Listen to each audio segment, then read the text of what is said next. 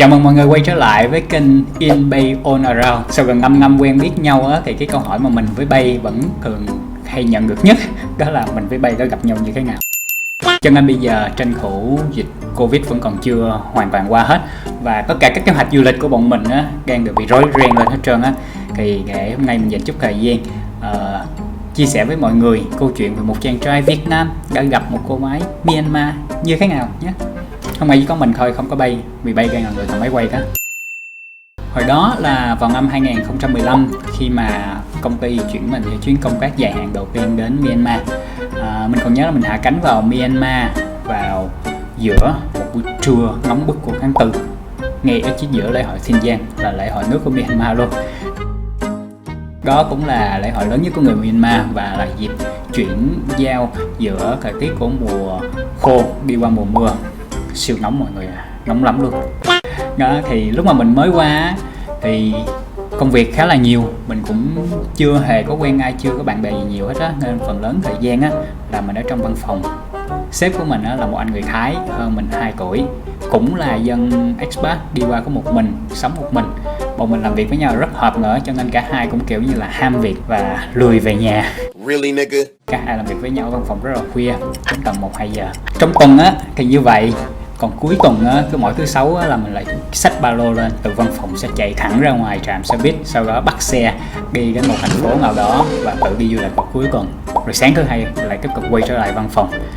Thời gian đó mình còn đang đọc cuốn sách 6 người đi khắp thế gian, cuốn sách siêu ưa thích của mình về tuổi trẻ khám phá thế giới, cho nên mà máu đi của mình lên rất là dữ. Trong văn phòng á thì mình với Bay ngồi gần nhau, cách có 2 cái ghế thôi, nhưng mà thời gian đầu cũng không có để ý nhau lắm. Bay thì dễ thương, hot girl trong văn phòng, nhưng mà rất là ít nói, cũng kiểu như là khó tiếp cận á.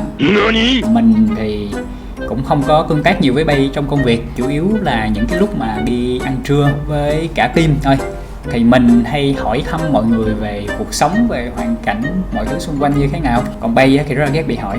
Sau này Bay kể lại thời gian đầu á, Bay không có ưa mình lắm, cái thằng này nhiều chuyện quá nhiều chuyện.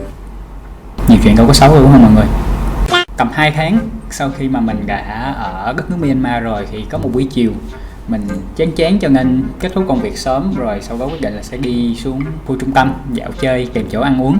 Mình hỏi cả team có ai muốn đi ăn tối không, có ai rảnh đi ăn tối chung không? Không ai trả lời hết, buồn.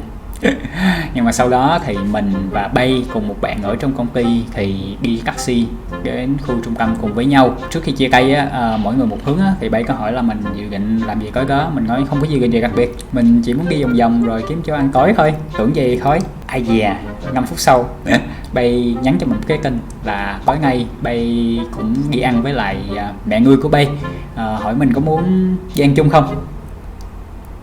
Mình đồng ý liền, nhưng mà lúc đó trong đầu mình á, thực tế là mình suy nghĩ ok, coi như là cơ hội tốt để mà mình có thêm trải nghiệm, tiếp cận vào với người địa phương cũng như văn hóa bản địa mà thôi.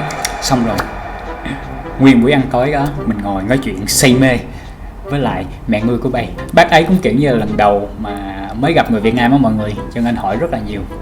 Bay thì bữa đó cực kỳ bận rộn để không dịch cho mình và mẹ nuôi của Bay. Nhiều khi mình nhớ lại mình cũng còn thấy tội lỗi, nhìn Bay rất là khốn đốn, tại vì tiếng Anh của mình chúng ta không giỏi rồi, ngữ điệu lại nặng không bình thường mà mình lại còn nói nhiều nữa.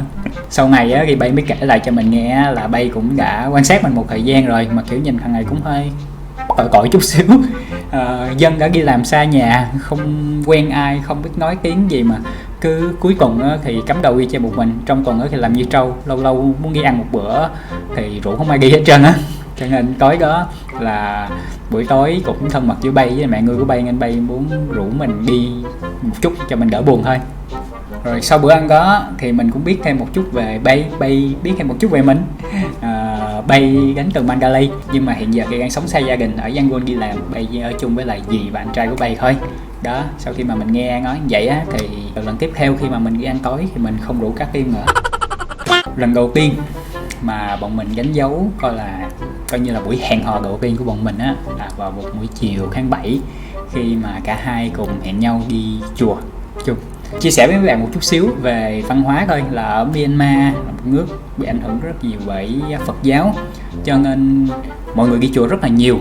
Chùa không chỉ là nơi để diễn ra các hoạt động tín ngưỡng mà như là một không gian văn hóa chung. Các bạn trẻ có thể đi chùa để mà cho người thanh tịnh, cho thưởng thức một cái không gian trầm lắng lại. Bạn bè họ đi chơi với nhau, họ không đi chùa. Các cặp đôi khi mà hẹn hò với nhau, họ không đi chùa là bình thường. Thì hôm đó mình với Bay hẹn nhau đi chùa, nhưng mà Bay còn mắc cỡ, cho nên á Bay rủ thêm một bạn nữa đi chung. Rốt cuộc Bay cái trễ 1 tiếng, mình với bạn kia ngồi nói chuyện với nhau 1 tiếng.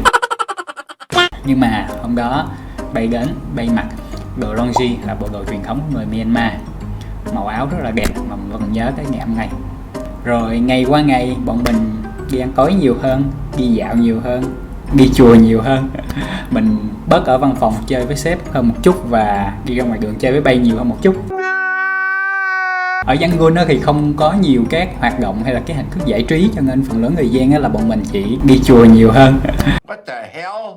Phần lớn thời gian là bọn mình chỉ đi dạo với nhau từ khu này qua khu khác.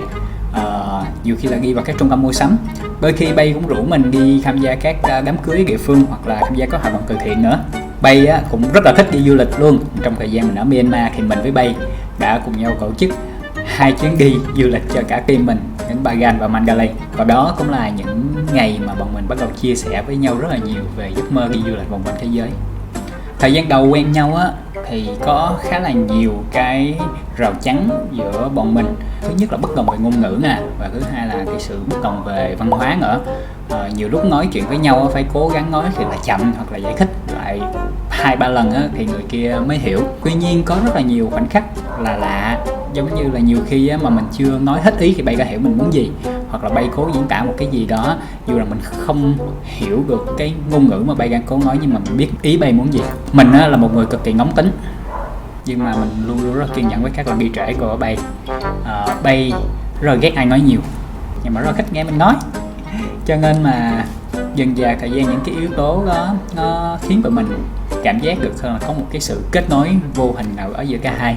Tình cảm của tụi mình phát sinh nhiều hơn trong thời gian đó, nhưng mà tầm khoảng 3 tháng sau thì mình hết thời gian công tác ở Myanmar và phải đi qua một quốc gia khác. Lúc đó thì cả hai đều biết cảm giác của nhau rồi, nhưng mà không ai dám đủ tự tin để mà đánh giá coi cái cảm xúc đó nó mạnh đến cỡ nào, cũng như là có quá nhiều thứ bất định về tương lai, về rào cản văn hóa, ngôn ngữ, địa lý của hai đứa. Cho nên bọn mình đã quyết định là sẽ không lên kế hoạch gì hết, không hứa hẹn gì hết, cứ để mọi thứ nhẹ nhàng vậy thôi, và để không gian và thời gian thử thách cái tình cảm của hai đứa xem như thế nào. Cái ngày mà mình ra sân bay và mình đi thì cả hai vẫn chưa ai một lần dám nói cái câu I love you. Nhưng mà 3 tháng yêu xa sau đó thì bọn mình vẫn giữ được liên lạc với nhau rất là thường. Cả hai luôn luôn cố gắng sắp xếp công việc cũng như lịch sinh hoạt cá nhân để có thời gian dành cho nhau nhiều hơn, chia sẻ nhiều hơn về mỗi người cũng như là những ước mơ dự định trong tương lai. Thì dần dà bọn mình hiểu được rằng cái cảm xúc này nó không chỉ như là một cơn cảm nắng mùa hè nữa, và cái niềm tin của bọn mình cũng dần trở nên vững vàng hơn. Vậy là hết rồi. Cảm ơn các bạn đã nghe mình tán nhảm.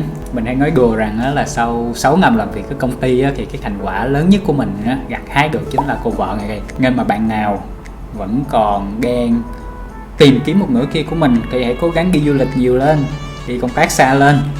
Biết đâu nửa kia các bạn đang nằm ở đâu xa xa một chút xíu đó. Đừng quên subscribe vào kênh của bọn mình nhé. Hẹn gặp các bạn lần sau.